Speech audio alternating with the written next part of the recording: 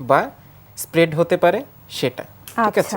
তো এই ভোল্টেজ বলতে আমরা যেটা বলেছিলাম যে আমরা কি এই ব্যাটারির থেকে আসলে আমাদের ইলেকট্রনকে কি পরিমাণ ধাক্কা দিচ্ছে সেইটা। তো এই ভোল্টেজ আমরা কিন্তু চাইলে একটার সাথে আরেকটা জোড়া দিতে পারি, তাই না? ব্যাটারি, তাহলে আমরা যদি ব্যাটারি একটার সাথে আরেকটা জোড়া দেই তাহলে কি ভোল্টেজটা অ্যাড হবে, তাই না? এটাকে বলা হয় সিরিজ। আমরা এটা এর আগেও দেখেছি। তাহলে এই যে আমরা এই এক মাথা নিলাম, নিয়ে এখানে কানেক্ট করলাম, এই এক মাথা নিলাম, এখানে কানেক্ট করে দিলাম, ঠিক আছে। ওকে, এখন আমরা এই দুটাই মেজার করব, একসাথে আগে মেজার করে দেখি যে কতটুকু ভোল্টেজ আসলো। তো এইটা হচ্ছে আমাদের সেই ভোল্টেজ মেজার করার জন্য মিটার। তো আমরা এখানে ডিসি ভোল্টেজ নিয়ে নিচ্ছি, তার মানে এটা ডিসি ভোল্টেজ মেজার করবে। এটা খুবই কিউট একটা ডিভাইস, একটা ছোট্ট স্মার্টফোনের মতো মিটার। এটা হচ্ছে গিয়ে মাল্টিমিটার বলা হয়, কারণ এটা ভোল্টেজ, কারেন্ট এবং রেজিস্ট্যান্স বা সবকিছু মাপতে পারে, একই সাথে মাপতে পারে, মাল্টিপল। তাহলে তুমি এটা ধরো। অবশ্যই এটা আমরা দেখি তাহলে কতটুকু মেজারমেন্ট আসছে। আমরা প্রথমে এই একটা সিঙ্গেল ব্যাটারির পজিটিভে এবং নেগেটিভে ধরছি, ওকে, দেখি কত আসে। এই যে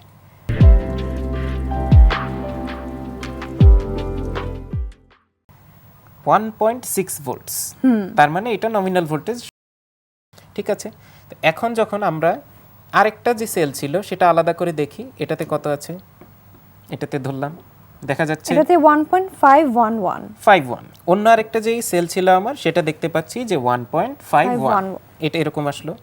এখন যদি আমরা দুইটাকে ধরি একসাথে তাহলে টোটাল কত আসবে?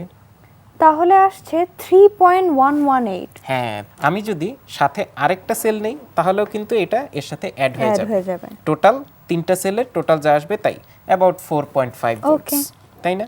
তো এইরকম ভাবে আমরা যদি একসাথে সিরিয়ালে কানেক্ট করি সেটাকে বলা হচ্ছে সিরিজ কানেকশন।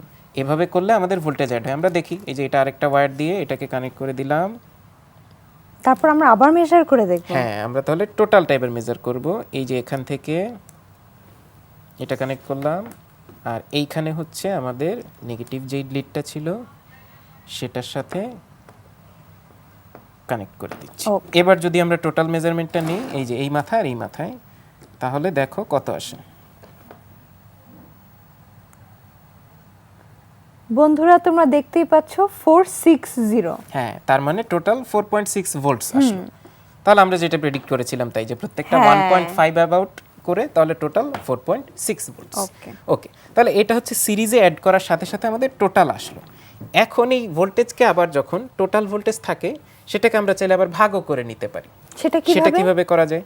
সেটা হচ্ছে আসলে রেজিস্টরের মাধ্যমে করা যায়। আমরা এরকম রেজিস্টর বিভিন্ন রকম, আমরা যে ফ্যানের মধ্যে দেখি না ভোল্টেজ রেগুলেটর থাকে, সেগুলোও কিন্তু আসলে এরকম রেজিস্টর ব্যবহার করেই করা হয়। সেটা সাথে আরও কিছু সার্কিটরি থাকে পাওয়ার কন্ট্রোল করার জন্য, বাট মূল যে পার্টটা সেটা হচ্ছে এরকম একটা ভেরিয়েবল রেজিস্টর। তো এইটার ভিতরে কি আছে সেটা দেখা যাচ্ছে না, এটার সিম্পলিফাইড ভার্সন হচ্ছে আসলে এইটা। আচ্ছা, ঠিক আছে।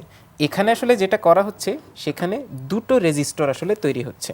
তো প্রথমে আমি যেটা করব, এটার টোটাল রেজিস্ট্যান্সটা মেপে নিব, ঠিক আছে। তাহলে আমি এখন এটাকে এই যে রেজিস্টর মেজারমেন্টের জন্য যেই মোডটা আছে সেটা দিয়ে দিব। তুমি এটা ধরো, আমি তাহলে দেখি এটা টোটাল রেজিস্ট্যান্সটা কত। এটার যে দুটো লিড আছে সেই দুটো লিডে আমি এখানে ধরবো।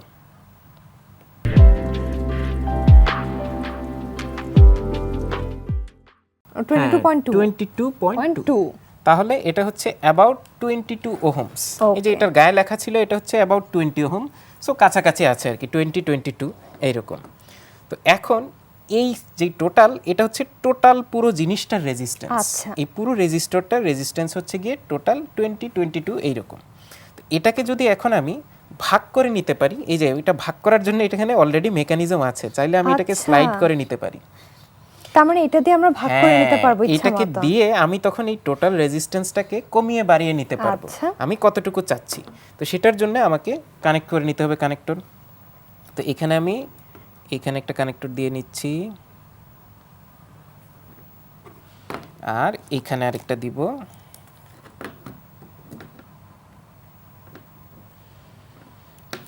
তো টোটাল আমার এইখানে তাহলে এটার ভিতর পুরো রেজিস্ট্যান্সটা পাওয়া যাবে।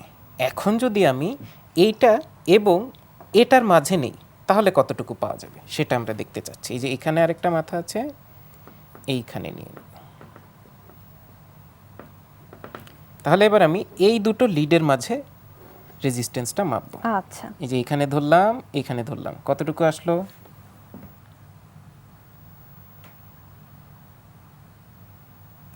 এখন আসছে, এখনো ক্যালকুলেট হচ্ছে না, 19-20 এরকম কাছাকাছি। 21 এরকমই। আচ্ছা, আমি যদি এটাকে আরেকটু এই পাশে নেই এইবার, আমরা আবার মেজার করে দেখি। হ্যাঁ এইবার হচ্ছে কত আসে? 25.3, 26, 27 এরকম। 27, তার মানে বেড়ে গেল কিন্তু। হ্যাঁ, এখানে আসলে এখন বলি যে যেহেতু আমাদের আরো কিছু কানেকশনস পয়েন্টস আছে এবং ওয়্যারস আছে, আবার আমি এটা হচ্ছে গিয়ে হাতে ধরছি, তাই জন্য এই জন্য রেজিস্ট্যান্স বেড়ে গেছে। কিছু বৃদ্ধি পেয়েছে, কিন্তু আচ্ছা। টোটাল এখানে ছিল 22, কিন্তু আরো অ্যাডিশনাল পার্টস এবং কানেকশনের কারণে কিন্তু দেখা গেল যে আরো কিছু রেজিস্ট্যান্স বেড়ে গিয়েছে। বাট মূল যেই ব্যাপারটা সেটা হচ্ছে যে আমি যখন এটাকে দূরে সরিয়ে নিচ্ছি, তার মানে কি ইলেকট্রনগুলো এখান থেকে আসবে, এই পুরোটা পার হয়ে এখানে ঘুরে এখানে হয়ে তারপরে এই লিডে আসবে। আচ্ছা, তার মানে রাস্তা বেশি পার হতে হচ্ছে, তার রেজিস্ট্যান্স বেশি পার হতে হচ্ছে। এই যে এখানে ধরলাম আসলো হচ্ছে 20 সামথিং করে এসেছে, এই যে 26, 25 এরকম ফ্লাকচুয়েট করছে। আবার আমি যদি রাস্তা কমিয়ে ফেলি, এই যে এখানে যেমন এটাকে স্লাইড করে একদম কাছে নিয়ে আসলাম, যত কাছে আনা যায় দেখি, এই যে টাচ করে এসেছে, কাছে নিয়ে আসলাম। এবার আবার মেজার করি, ওকে, এই আসলো, এই আসলো, এবার দেখি কত আসে। এই তো 2.13 এরকম, তার মানে অনেক কম, 10 ভাগের 1 ভাগ হয়ে গেল। তার মানে এই যে এটাকে মুভ করছি, তাতে কিন্তু এর কতটুকু পথ ঘুরে আসতে হবে সেটা পরিবর্তন হলো, এবং সেই জন্য তার রেজিস্ট্যান্সটাও চেঞ্জ হয়ে গেল। এক্স্যাক্টলি সেই জিনিসটাই এটার ভিতরেও আসলে আছে। এই যে এইটা যখন আমি ঘোরাচ্ছি, এইটা এরকম লম্বা হওয়ার বদলে, হ্যাঁ এটা লম্বা হওয়ার বদলে এখানে এটা হচ্ছে সার্কুলার অবস্থায় আছে, এটা এরকম ঘোরানো যায়, এবং এটা ঘোরানো যায়, এটা হচ্ছে এই যে এরকম আসলে একটা ওয়াইপার আছে, এটাকে ওয়াইপার বলা হয়। এটা এরকম, এটা যেমন সামনে পিছনে লম্বা, সেটা শুধু এরকম ঘোরানো। তাহলে এখানেও কি হবে? রেজিস্ট্যান্স চেঞ্জ হবে। আর রেজিস্ট্যান্স যদি চেঞ্জ হয়, তাহলে কিন্তু বিদ্যুৎ প্রবাহ এর ভিতর দিয়ে কি বাধাপ্রাপ্ত হবে। তাহলে আমরা দেখি, এখানে একটা লাইট নিয়ে নিয়েছি আমি, এই যে এটা একটা ব্রাইট খুব লাইট, এবং এখানে আমি অন্য আরেকটা পাওয়ার সোর্স নিয়ে নিয়েছি। এই যে এখানে হচ্ছে 3টা ব্যাটারি একত্রে লাগানো আছে একসাথে। তো এইটাতে আমি যখন ভোল্টেজ দিচ্ছি, এই যে দেখো আমি দিলাম, তাহলে দেখা যাচ্ছে যে এটা খুব ব্রাইট হয়ে জ্বলছে, তাই না? আমি যখন ফুল ভোল্টেজটা দিলাম, খুব ব্রাইট হয়ে জ্বলছে। এখন আমি যদি এখানে এই রেজিস্টরটা অ্যাড করে দিই, ঠিক আছে, তো আমি তাহলে কি করব? এটার ভিতর দিয়ে পাস করতে হবে। এটাতে এক মাথা অ্যাড করলাম, আর এইটা হচ্ছে আরেক মাথাতে অ্যাড করতে হবে। আমি আরেকটা অ্যালিগেটর ক্লিপ দিয়ে অ্যাড করে দিব, এই যে এইখানে দিলাম। এটাকে অ্যালিগেটর বলা হয় কারণ অনেকটা অ্যালিগেটরের মতো কামড় দিয়ে ধরে, তাই না? এজন্য এটার নাম অ্যালিগেটর ক্লিপ। ওকে, তাহলে এই যে লাইটটা জ্বলছে, এটা তুমি ধরো। এই যে এটাকে যখন কাছে নিচ্ছি, খুব ব্রাইট হয়ে জ্বলছে, খুবই ব্রাইট হচ্ছে। আবার সরিয়ে ফেললাম, নিভেই গেল। বন্ধুরা তোমরাও কিন্তু দেখতে পারছো, রেজিস্ট্যান্স বাড়লে কিন্তু বাল্বটা একদমই নিভে যাচ্ছে। আবার এই যে কাছে নিয়ে আসলাম, রেজিস্ট্যান্স একদম কমে গেল, ব্রাইট হয়ে জ্বলছে। আবার দূরে সরিয়ে ফেললাম, রেজিস্ট্যান্স অনেক বেড়ে গেল, ইলেকট্রিসিটির ফ্লো কমে গেল, বাতিও নিভে গেল। আচ্ছা, তাহলে এখন আমরা লাস্ট আরেকটা জিনিস যেটা মেজার করব, সেটা হচ্ছে যে আসলে এই লাইটে ভোল্টেজটা তাহলে কত ছিল, তাই না?